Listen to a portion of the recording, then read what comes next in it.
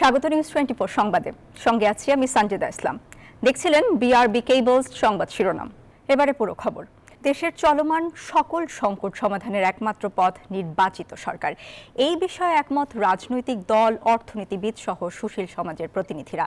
বিএনপির স্থায়ী কমিটির সদস্য ডক্টর মঈন খান বলেছেন, নির্বাচনের তারিখ ঘোষণা হওয়া মাত্রই কমে আসবে নৈরাজ্য।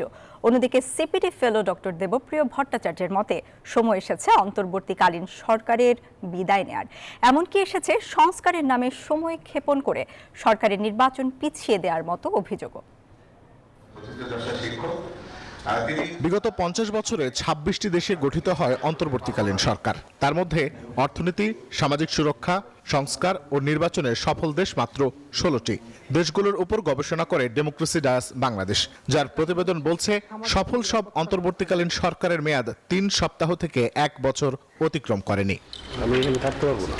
বুধবার সকালে গণতান্ত্রিক উত্তরণ অন্তর্বর্তীকালীন সরকারের মেয়াদ ও সংখ্যানুপাতিক নির্বাচন বাংলাদেশ ও বিশ্ব প্রেক্ষিত নামক শীর্ষক এই সেমিনারে মূল প্রবন্ধ উপস্থাপন করেন ডেমোক্রেসি ডায়াসের চেয়ারম্যান অধ্যাপক doctor Abdullah Al Mamun. Democracy Dias Bangladesh রাজনৈতিক বিশ্লেষকদের মতে আর্থ-সামাজিক অবস্থার উন্নয়নের জন্য দরকার জনগণের নির্বাচিত সরকার। সময় স্থাপন করে এটাকে অজুহাত হিসেবে দেখানো হচ্ছে যে যতদিন এই সংস্কার না হবে ততদিন নির্বাচনের কথা বলতে পারবেন না। যে নির্বাচন ব্যবস্থায় আমরা অভ্যস্ত সেভাবেই নির্বাচনটা করতে হবে, অন্যথায় এখানে একটা ঝুলন্ত পার্লামেন্ট হবে এবং কোয়ালিশন গভর্নমেন্ট করতে হবে। এই সরকারটা নিউট্রাল না, এই অন্তর্বর্তীকালীন সরকার নিউট্রাল সরকার না। আই রিপিট, তাদের একটা বিশেষ দলের প্রতি তাদের এক ধরনের নেক নজর আছে। চলমান নৈরাজ্য নিরসনে 5 আগস্টের মধ্যে ভোটের তারিখ ঘোষণার দাবি রাজনৈতিক নেতাদের। আমার দৃঢ় বিশ্বাস যে নির্বাচনের তারিখ ঘোষণার সঙ্গে সঙ্গে বাংলাদেশের সমাজ, বাংলাদেশের যে সার্বিক পরিস্থিতি সেটা একটা নিয়ম শৃঙ্খলার ভিতরে ফিরে আসবে। বাংলাদেশের পার্সপেক্টিভে আমি মনে করি আরো অনেক আগেই জনগণের সরকার করে ফেলা উচিত ছিল বা সেই পথে যাওয়া উচিত ছিল। 5 তারিখের ভেতরে পরিষ্কার অ্যানাউন্সমেন্ট আসবে এবং তারপর আমরা রাস্তাঘাটে সব জায়গায় দেখব পরিষ্কারভাবে সরকারের প্রত্যেকটা অফিস কাজ করছে। সেটা বাস্তবায়নের জন্য আমাদের শক্ত কর্মসূচির অ্যানাউন্সমেন্ট দিতে হবে। শুধুমাত্র একটি নির্বাচিত সরকারের গৃহীত পদক্ষেপই বদলে দিতে পারে দেশের অর্থনীতি, বলছেন অর্থনীতিবিদরা। অন্তর্বর্তী সরকারের বিদায়ের সময় হয়েছে বলেও মনে করেন তারা। যে কোনো তত্ত্বাবধায়ক সরকার সর্বদা তার নিষ্ক্রমণ পদ্ধতি সম্বন্ধে চিন্তা করা উচিত। এই সরকারকেও সেটা করার সময় এসে গেছে। এক্সিট পলিসি চিন্তা করার সময় এসেছে। ইলেকশন এবার একটা ভালো ইলেকশনের দিকে যাওয়া উচিত, সবাই এটা অনুভব করতেছে। 2 মাস 1 মাস এটা ম্যাটার করে না, এই গুড ইলেকশন আমাদের দরকার। অনুষ্ঠানে সংখ্যানুপাতিক হারে নির্বাচন বাংলাদেশের ক্ষেত্রে বাস্তবসম্মত নয় বলেও মত বক্তাদের। এবং এইটা চর্চা করতে পারি তাহলে তো আমার। রিশাদ হাসান, নিউজ 24, ঢাকা। 1 বছরের সংস্কার কার্যক্রমকে এগিয়ে নিতে দেয়া হয়নি, নানা ষড়যন্ত্র করা হয়েছে বলে মন্তব্য করেছেন জাতীয় নাগরিক পার্টির আহ্বায়ক নাহিদ ইসলাম। নরসিংদীতে জুলাই পদযাত্রায় অংশ নিয়ে দলের শীর্ষ নেতারা বলেন, 2 জন ছাত্র উপদেষ্টা আছেন যারা এনসিপির কেউ নয়, তাদেরকে ষড়যন্ত্র করে পদত্যাগে বাধ্য করা হচ্ছে। প্রতিনিধিদের তথ্য ছবিতে ডেস্ক রিপোর্ট। বুধবার দুপুরে নরসিংদী ক্লাবে শহীদ পরিবারের সাথে মতবিনিময় করেন জাতীয় নাগরিক পার্টির কেন্দ্রীয় নেতারা। এ সময় শহীদ পরিবারের প্রতি সমবেদনা ও সার্বিক খোঁজ খবর নেন তারা। পরে বিকেলে নরসিংদী জেলখানা মোড় থেকে পদযাত্রা শুরু হয়ে পৌরসভা মোড়ে গিয়ে শেষ হয়। এনসিপির আহ্বায়ক নাহিদ ইসলাম অভিযোগ করেন, নানা ষড়যন্ত্র করে 1 বছরে সংস্কার কার্যক্রমকে এগিয়ে নিতে দেয়া হয়নি, বরং 2 ছাত্র উপদেষ্টাকে ষড়যন্ত্র করে পদত্যাগে বাধ্য করা হচ্ছে। আমরা দেখেছি 1 বছরে নানা ষড়যন্ত্র হয়েছে, নানাভাবে বাধাগ্রস্ত করা হয়েছে, সংস্কার কার্যক্রমকে এগিয়ে নিয়ে যেতে দেওয়া হয়নি। 2 জন ছাত্র উপদেষ্টা আমাদের জাতীয় নাগরিক পার্টির কেউ নয়, কিন্তু তারা গণ অভ্যুত্থানের প্রতিনিধি। গণ অভ্যুত্থানকে শক্তিশালী করতে, গণ অভ্যুত্থানের আকাঙ্ক্ষা বাস্তবায়নে তারা অন্তর্বর্তী সরকারে রয়েছে। তাদের বিরুদ্ধে ষড়যন্ত্র করে তাদেরকে বাধ্য করা হচ্ছে, তাদেরকে পদত্যাগে বাধ্য করার চেষ্টা করা হচ্ছে। এনসিপির অনুরোধে 3 আগস্ট শহীদ মিনারের পরিবর্তে শাহবাগে ছাত্রদলের সমাবেশ করার সিদ্ধান্তে কৃতজ্ঞতা প্রকাশ করেন এনসিপির নেতারা। পরে দেশ গড়তে জুলাই পদযাত্রা অনুষ্ঠানের অংশ হিসেবে পথসভায় যোগ দেন এনসিপির শীর্ষ নেতারা। Desk report, news 24। জুলাই সনদকে আইনি ভিত্তি দেওয়ার দাবি জানিয়েছে এনসিপি ও জামায়াতে ইসলামী। এনসিপি বলেছে অকার্যকর জুলাই সনদ নয়, বরং অল্প সময়ের মধ্যে বাস্তবায়নযোগ্য সনদ চায় তারা। তবে এমন দাবির সঙ্গে দ্বিমত প্রকাশ করে বিএনপি বলেছে জাতীয় সংসদের মাধ্যমেই বাস্তবায়ন হবে জুলাই সনদ। ঐকমত্য কমিশনের অগ্রগতি এরই মধ্যে প্রধান উপদেষ্টাকে অবহিত করা হয়েছে বলে জানিয়েছেন কমিশনের সহ সভাপতি অধ্যাপক আলী রিয়াজ। 31 জুলাইয়ের মধ্যে জুলাই ঘোষণাপত্র চূড়ান্ত করে 5 আগস্টের মধ্যে তা প্রণয়ন করতে চায় জাতীয় ঐকমত্য কমিশন। ধারাবাহিক বৈঠকে প্রশ্ন উঠে জুলাই সনদ বাস্তবায়ন হবে কোন প্রক্রিয়ায়। জুলাই সনদকে আইনি ভিত্তি দেওয়ার পক্ষে জামায়াত সহ বেশ কয়েকটি দল। প্রয়োজনে অধ্যাদেশ জারির মাধ্যমে তা করা যেতে পারে বলেও মত তাদের। আমরা পরিশ্রম করছি এটাকে ইমপ্লিমেন্ট করার জন্য। এখন কেউ কেউ প্রশ্ন উঠিয়েছে যে এই সরকারের পক্ষে আইনগত ভিত্তি দেওয়া সম্ভব কিনা। আমরা বলেছি যদি সম্ভব হয় তাহলে করবেন, আর যদি অসম্ভব হয় তাহলে আমরা করবো কি করে। সরকার যদি জুলাই মাসের মধ্যে জুলাই ঘোষণাপত্র জারি না করেন, তাহলে আমরা এনসিপির পক্ষ থেকে সকল শরিকদেরকে সাথে নিয়ে, ফেসিবাদ বিরোধী সকল পক্ষকে সাথে নিয়ে আমরা জুলাই ঘোষণাপত্র জারি করব। জুলাই ঘোষণাপত্র জুলাই মাসের মধ্যে সরকারকে প্রদান করতে হবে। তবে বিএনপি মনে করে জুলাই সনদ বাস্তবায়নের শ্রেষ্ঠ পথ আগামী জাতীয় সংসদ। এমনকি ঐকমত্য কমিশনের জুলাই সনদের খসড়ায় উল্লেখ রয়েছে সংসদের মাধ্যমে পরবর্তী 2 বছরে এই সনদ বাস্তবায়ন করা যেতে পারে। জাতির কাছে এতদিন আমরা আলাপ আলোচনা করে এই সংবিধান সংশোধন সহ অন্যান্য সংশোধনের ভিতরে যা যা ঐকমত্য হয়েছি সেটাতে আমরা এগ্রিমেন্টে সই করব। আর যা যা আমরা ঐকমত্য হচ্ছে না সেখানে তো আমরা বার্গেন করছি, আমরা ডিসকাশন করছি, আমরা ডিবেট করছি। যদি কারো কোনো দ্বিধা থাকতো যে ঠিক আছে এখানে সব একসাথে ঐকমত্য হয়ে যায় পরে বাস্তবায়ন করব না, তাহলে তো এটা অনেক আগেই সেরকম করা যেত। জাতীয় ঐকমত্য কমিশনের সহসভাপতি অধ্যাপক আলী রিয়াজ জানান, ঐকমত্য কমিশনের অগ্রগতি এরই মধ্যে প্রধান উপদেষ্টাকে অবহিত করা হয়েছে। রাজনৈতিক দলগুলোকে আমরা জুলাই সনদের একটি কন্টেন্টের অর্থে খসড়া পৌঁছে দিয়েছিলাম। তো বড় সংখ্যক দল ইতিমধ্যে সে বিষয়ে আমাদেরকে অবহিত করেছেন। কমিশন আগামীকাল এগুলো পর্যালোচনা করে যে সমস্ত ক্ষেত্রে যা যা প্রয়োজনীয় সংশোধন সংযোজন সেগুলোর উপর কাজ করবে। বৈঠকে সংরক্ষিত নারী আসনের সংখ্যা 50 থেকে 100-তে উন্নীত করতে একমত সব রাজনৈতিক দল। কিন্তু নারীদের নির্বাচন প্রক্রিয়া কি হবে তা নিয়ে ঐকমত প্রতিষ্ঠিত হয়নি। আরিফুল ইসলাম, নিউজ 24, ঢাকা। সংসদ নির্বাচনকে সামনে রেখে 39টি আসনের সীমানা পুনর্নির্ধারণের চূড়ান্ত খসড়া কমিশনের ওয়েবসাইটে প্রকাশ করা হয়েছে। পরিবর্তন আসছে পঞ্চগড়, সিরাজগঞ্জ, সাতক্ষীরা, শরীয়তপুর, সিলেট, ব্রাহ্মণবাড়িয়া, চট্টগ্রাম, বাগেরহাটের 2টি করে আসনে।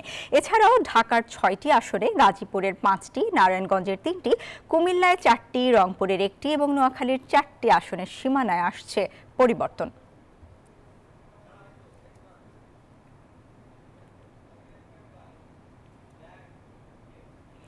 ত্রয়োদশ জাতীয় সংসদ নির্বাচনে 39টি সংসদীয় আসনের সীমানা পুনর্নির্ধারণের খসড়া চূড়ান্ত করেছে নির্বাচন কমিশন। গাজীপুরে বাড়ছে 1টি আসন আর 1টি আসন কমবে বাগেরহাটে। যে কোনো সময় প্রকাশ করা হবে এই সংক্রান্ত গেজেট, জানিয়েছেন নির্বাচন কমিশনার আনোয়ারুল ইসলাম। জানান 10 আগস্ট পর্যন্ত আপত্তি গ্রহণের পরই হবে শুনানি।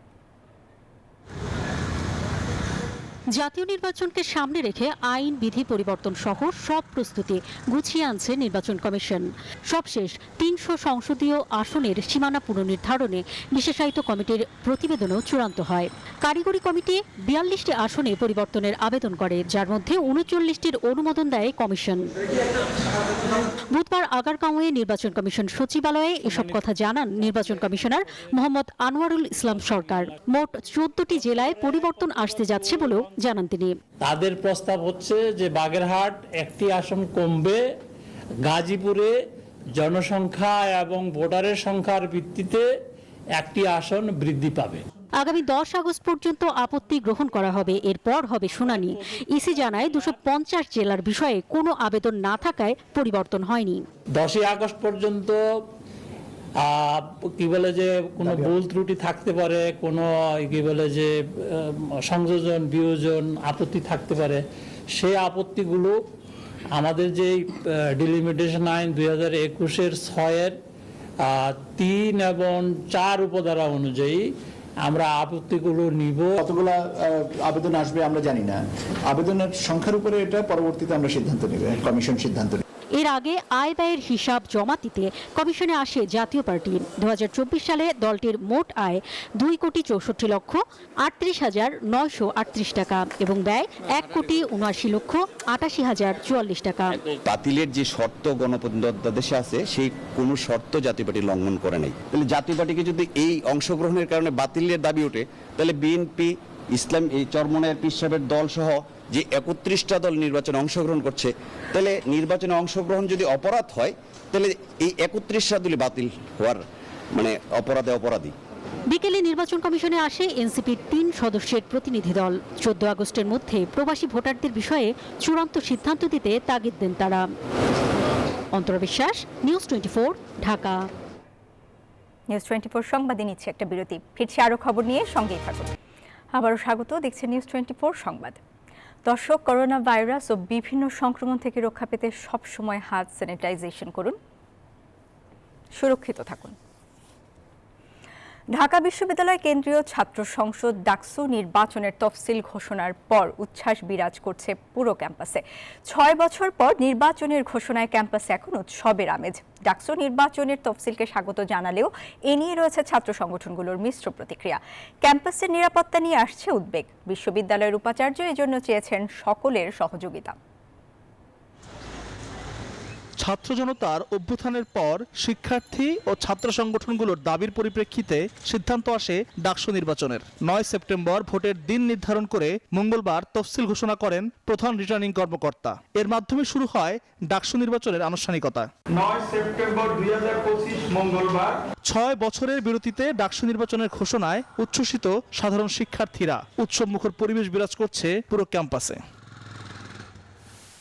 ইতোমধ্যে নির্বাচন ঘিরে প্রস্তুতি শুরু করেছে বিভিন্ন ছাত্র সংগঠন, তবে কারো কারো রয়েছে এ নিয়ে ভিন্ন প্রতিক্রিয়াও। আমরা 9 তারিখে যে নির্বাচন হতে যাচ্ছে তাকে স্বাগত জানাই, কিন্তু যে গঠনতন্ত্রের উপর দিয়ে এই নির্বাচনটা হতে যাচ্ছে সেটা কিন্তু এখনো অগণতান্ত্রিক রয়ে গেছে। ডাকসুকে বানচাল করার জন্য ককটেল বিস্ফোরণ করা হয়েছে, প্রতিতরা লীগ মিছিল করে গেছে এবং ভিতরে বাইরে বিভিন্ন জায়গা থেকে বিভিন্ন ধরনের অপতৎপরতা হয়েছে। সব প্রতিবন্ধকতাকে মারিয়ে আমরা এই জায়গা পর্যন্ত আসতে পেরেছি। কিছু তো আশঙ্কা থাকবেই, কিন্তু তার মানে এটা না যে আমরা তার জন্য ডাকসু নির্বাচন বন্ধ করে রাখবো।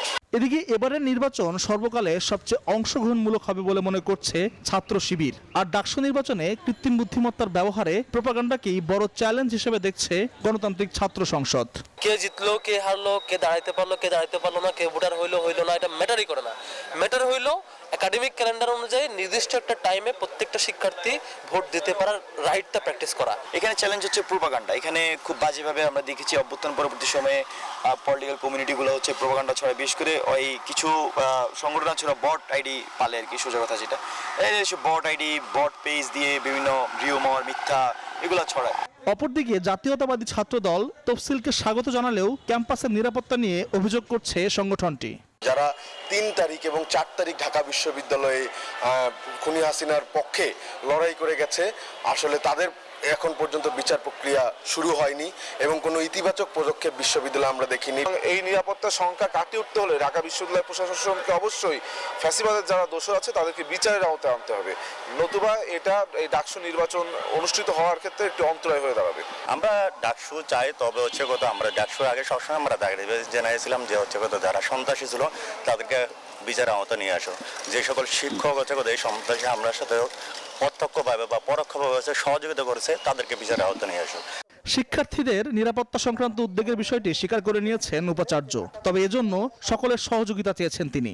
ঢাকা বিশ্ববিদ্যালয়ের যে ভৌগোলিক অবস্থান, তাতে নিরাপত্তা নিশ্চিদ্র করবার জন্য আমাদের সবার সহযোগিতা দরকার। এটি এককভাবে বিশ্ববিদ্যালয় প্রশাসন করতে পারবে না। ইতোমধ্যে ডাকসু নির্বাচনে বাংলাদেশ গণতান্ত্রিক ছাত্র সংসদ আব্দুল কাদেরকে ভিপি ও বাকের মজুমদারকে জিএস প্রার্থী ঘোষণা করেছে। একদিকে সংস্কারের দাবি, আরেকদিকে নিরাপত্তা নিয়ে শঙ্কা। এসবের মাঝেই ঢাকা বিশ্ববিদ্যালয় সাক্ষী হতে চলেছে ডাকসু নির্বাচনের। এরই মাঝে যার উৎসবের আমেজে ছেয়ে গেছে এই বিশ্ববিদ্যালয় ক্যাম্পাস। এখন দেখার বিষয় কতটা অংশগ্রহণমূলক ও নিরাপদ পরিবেশে এই নির্বাচনের আয়োজন করতে পারে ঢাকা বিশ্ববিদ্যালয় প্রশাসন। আল মোহামিনুল খান, নিউজ 24, ঢাকা। বিচার বিভাগে রাজনৈতিক সরকারের খানিকটা প্রভাব অস্বাভাবিক কিছু নয় বলে মন্তব্য করেছেন আইন উপদেষ্টা আসিফ নজরুল। বুধবার বিকেলে রাজধানীর বিচার প্রশাসন প্রশিক্ষণ ইনস্টিটিউটে সরকারি অ্যাটর্নি সার্ভিস অধ্যাদেশ 2025-এর খসড়ার ওপর মতবিনিময় সভায় এই মন্তব্য করেন তিনি। নেক্সট সরকারের পক্ষে এত সহজে সংস্কার আকাঙ্ক্ষাকে উপেক্ষা করা সম্ভব হবে না, কারণ এত কষ্ট এত ত্যাগ কখনোই বাংলাদেশের মানুষ কোনো সংস্কারের জন্য বা রাষ্ট্র মেরামতের জন্য কখনো করে নাই। গুলশানের সাবেক এমপির বাসায় চাঁদাবাজির ঘটনায় গ্রেপ্তার রিয়াদের বাসা থেকে 2,25,00,000 টাকার চেক উদ্ধার করেছে পুলিশ। তদন্তের স্বার্থে কে চেক দিয়েছে তার নাম প্রকাশ করেনি সংস্থাটি। ডিএমপির মুখপাত্র জানান, এই বিষয়ে কলাবাগান থানায় আলাদা একটি মামলা প্রক্রিয়াধীন। বুধবার ব্রিফিংয়ে 7 মাসের আইন শৃঙ্খলা পরিস্থিতির চিত্র তুলে ধরা হয়। জানুয়ারি থেকে প্রতি মাসে গড়ে খুন 20টি, ছিনতাই 46টি ও 70টি চাঁদাবাজির ঘটনা ঘটেছে।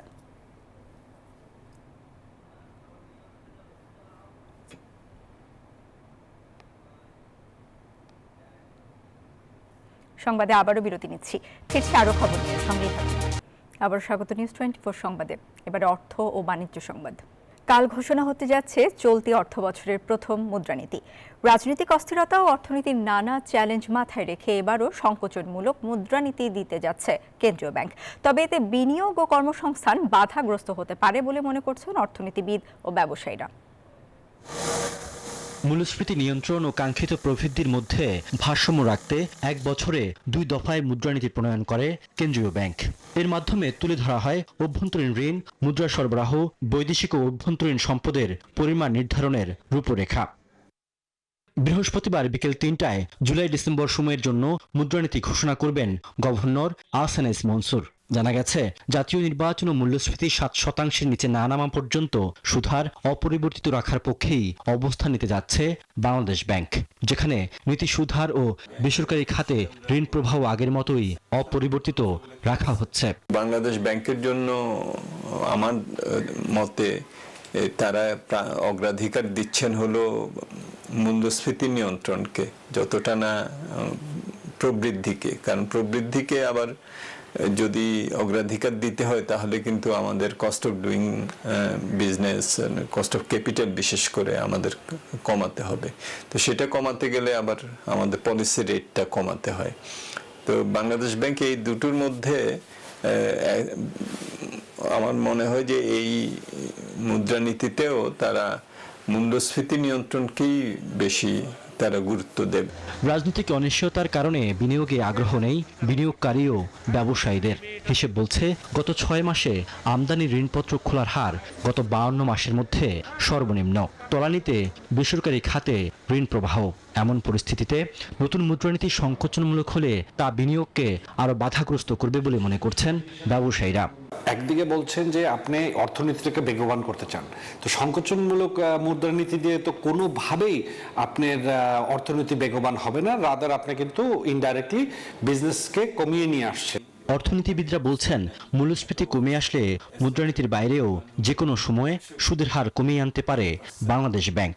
এখন যদি আমরা পলিসি রেটটাকে চেঞ্জ নাও করি, যদি মূল্যস্ফীতিটা আরো নিচের দিকে যেতে থাকে, তাহলে এই ডিসেম্বরের মধ্যেই পলিসি রেটটাকে আরেকবার পুনর্বিবেচনা করা। মূল্যস্ফীতির লাগাম টানতে গিয়ে বিনিয়োগ ও কর্মসংস্থান বাধাগ্রস্ত হলে তা দেশের অর্থনীতির জন্য ঝুঁকি তৈরি করতে পারে বলে মনে করছেন বিশ্লেষকরা। রিয়াদ সুমন, নিউজ 24, ঢাকা। আন্তর্জাতিক প্রসঙ্গ। রাশিয়ার পূর্ব উপকূলে 8.7 মাত্রার একটি শক্তিশালী ভূমিকম্প আঘাত এনেছে। এর পরপরই হাওয়াই এবং আলাস্কায় সুনামি সতর্কতা জারি করা হয়েছে। যুক্তরাষ্ট্রের ভূতাত্ত্বিক জরিপ সংস্থা জানায়, পেট্রোপাভলভস্ক কামচাটস্কি উপকূলের কাছে ভূপৃষ্ঠ থেকে 19.3 কিলোমিটার গভীরে ভূমিকম্পটি আঘাত হানে। স্থানীয় গভর্নর জানিয়েছেন, এটি কয়েক দশকের মধ্যে সবচেয়ে শক্তিশালী ভূমিকম্প। এখন পর্যন্ত হতাহতের কোনো খবর পাওয়া যায়নি, তবে একটি শিশুদের স্কুল ক্ষতিগ্রস্ত হয়েছে। জাপান ও ছোট আকারের সুনামির আশঙ্কা রয়েছে। এর আগে গত 20 জুলাই রাশিয়ার প্রশান্ত মহাসাগরীয় উপকূলে 7.4 মাত্রার ভূমিকম্প আঘাত এনেছিল।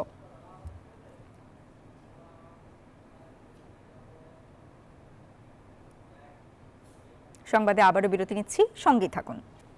আবারও স্বাগত নিউজ 24 সংবাদে। এবার নিউজ 24 স্পোর্টস। 2027 সালের বিশ্বকাপ খেলতে চান সাকিব আল হাসান। রাজনৈতিক পরিস্থিতির কারণে সেটি আর সম্ভব নয় বলে জানিয়েছেন cricket operations chairman Nazmul Abedin Fahim. এদিকে চ্যাম্পিয়ন্স ট্রফির পর বাংলাদেশ দলে ক্যাপ্টেনের পদ শূন্য থাকায় শান্তকে সরিয়ে মিরাজকে বেছে নেওয়া হয়েছে বলেও জানান তিনি। নিউজ 24 এর সাথে ড্রেসিং রুমে শান্ত মিরাজের সম্পর্ক নিয়েও মুখ খোলেন তিনি। বাংলাদেশ ক্রিকেটে পোস্টার বয় সাকিব আল হাসান ব্যাট বলে পারফর্ম করে দলকে জিতিয়েছেন। বাংলাদেশের হয়ে মাঠে বারবারই রাজার মতো দাপট দেখিয়েছেন। বিসিবির এক পরিচালকের সঙ্গে নিয়মিত যোগাযোগ করেন তিনি। খেলতে চান 27 সালে দক্ষিণ আফ্রিকা, জিম্বাবুয়ে ও নামিবিয়া বিশ্বকাপ। সে বিষয়ে কথা বলেন cricket operations chairman. Shakib Al Hasan 2027 বিশ্বকাপ পর্যন্ত খেলতে চাই, তিনি আমাদের সঙ্গে যোগাযোগ করেছেন, পরিচালকের সঙ্গে যোগাযোগ করেছেন। আপনি সাকিব আল হাসানের কোচ ছিলেন, তাকে ছোটবেলা থেকে দেখে এসেছেন। তাকে নিয়ে কি বলবেন, তার জাতীয় দলের ফেরা নিয়ে কি বলবেন, সবকিছু নিয়ে সাকিবকে নিয়ে কি বলবেন? না, এটা তো আমরা সবাই জানি সাকিব এখন যে অবস্থায় আছে সেখানে ওকে হঠাৎ করে তো দলে অন্তর্ভুক্ত করা যাবে না। এখন আমরা ফর এক্সাম্পল আমরা যদি এখন এশিয়ান ক্রিকেট এশিয়ার যে আমরা যে খেলতে যাচ্ছি তার আগে যদি আমরা ঘরের মাটিতে একটা টুর্নামেন্ট করি, সাকিব খুব সম্ভবত এখানে আসবে না, অতএব তার খেলার সুযোগ থাকবে না। সো না আসলে ওকে সিলেক্ট করার সুযোগ নেই। ব্যাপারটা হচ্ছে বাংলাদেশ ক্রিকেটে আমরা শুধু ওকে বাইরেই খেলাবো, ঘরে খেলবে না, তাহলে কিন্তু এটা তো যেটা হবে যে আমরা তো একটা দল গড়ার চেষ্টা করি, থাকতে হবে। তো একটা দলে এইখানে যখন খেলা হবে তখন সাকিব থাকবে না, বাইরে যখন খেলা হবে এখানে যে খেলাটা খেলছে সে আবার খেলার সুযোগ পাবে না, তখন সাকিব দলে খেলবে, এভাবে তো হতে পারে না। শ্রীলঙ্কা বিপক্ষে টেস্ট সিরিজ শেষে ক্যাপ্টেন্সির দায়িত্ব ছাড়েন নাজমুল শান্ত। তার সাথে ক্রিকেট বোর্ডের বসার কথা থাকলেও মাত্র 1 ঘন্টাকে বিসিবির এক পরিচালক তাকে ফোন দেয়। সে বিষয়ে জানতে চাওয়া হয় ফাহিমের কাছে। ক্যাপ্টেন্সি যেটা হয়েছে যে আমাদের চ্যাম্পিয়ন্স ট্রফিতে শান্তকে ক্যাপ্টেন্সি দেওয়া হয়েছিল একটা টুর্নামেন্টের জন্য। তারপরে তো আমাদের কোনো ক্যাপ্টেন ছিল না, তো আমাদের কোনো ফর্মেটেই কোনো ক্যাপ্টেন ছিল না। তারপরে আমরা অ্যানাউন্স করেছিলাম টি-20 ক্যাপ্টেন হিসেবে লিটনকে, এবং তখন আমরা বলেছিলাম এরপর থেকে আমরা যখন ক্যাপ্টেন্সি দেবো লম্বা সময়ের জন্য দেব, এবং সেই পরিপ্রেক্ষিতে এরপরে মিরাজকে ওয়ানডে ক্যাপ্টেন হিসেবে সিলেক্ট করা হয়। ড্রেসিং রুমের সম্পর্কটা ভালো যাচ্ছে না শান্ত মিরাজের। ক্রিকেট অপারেশন চেয়ারম্যানেরও জানা সেটি। মনের মধ্যে থাকতেই পারে যে যেসব ঘটনা ঘটেছে তার কিছু এফেক্ট থাকতেই পারে, কিন্তু আমার মনে হয় না ও ওই মানের মানুষ। সামনেই বিসিবির নির্বাচন, তবে সেই ইলেকশনে আর যোগ দিতে চান না বলেও জানালেন ফাহিম। আমার মনে হয় না। শুভদেবনাথ, নিউজ 24, ঢাকা। আর এই ছিল নিউজ 24 সংবাদে। আরো সংবাদ ও বিশ্লেষণ জানতে ভিজিট করুন news24bd.tv। এতক্ষণ সাথে থাকায় ধন্যবাদ সবাইকে।